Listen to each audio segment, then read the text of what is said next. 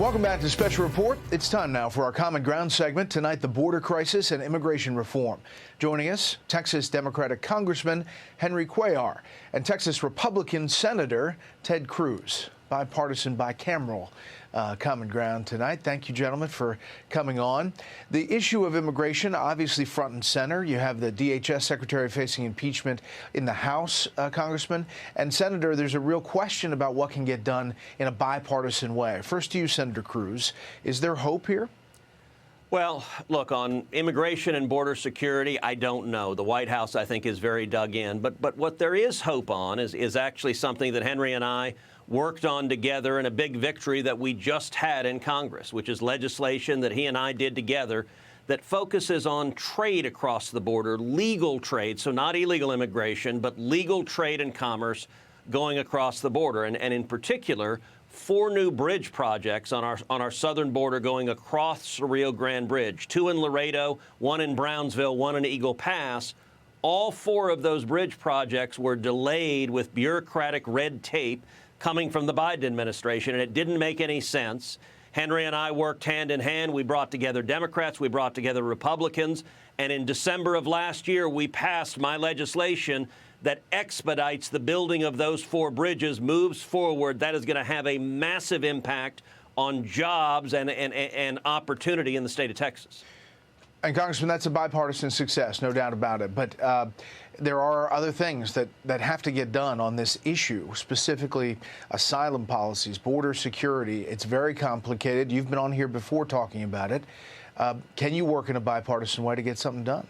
Absolutely. I think bipartisan is the only way to get the job done. And first of all, before I get on immigration, I want to thank the senator for the work he did, because we're able to do something, and it's very significant, because in the last year we had more than $863 billion of trade between the U.S. and Mexico.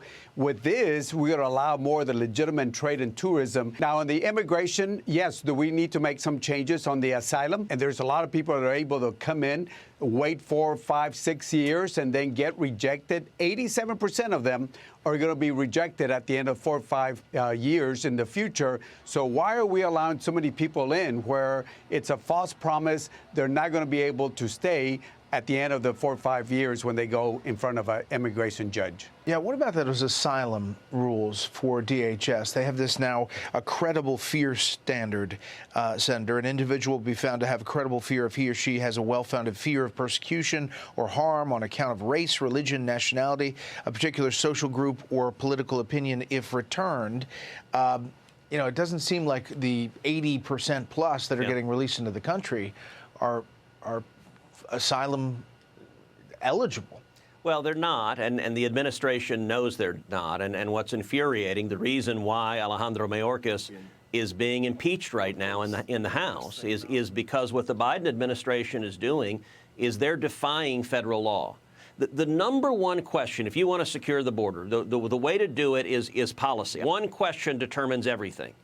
What do you do when you apprehend someone here illegally? And if the answer is you put them on a plane and you fly them back home, the numbers plummet. If, on the other hand, the answer is what they are right now under Joe Biden, which is you let them go, you do catch and release, the numbers skyrocket. We just came through the month of December, the highest rate of illegal immigration in our nation's history.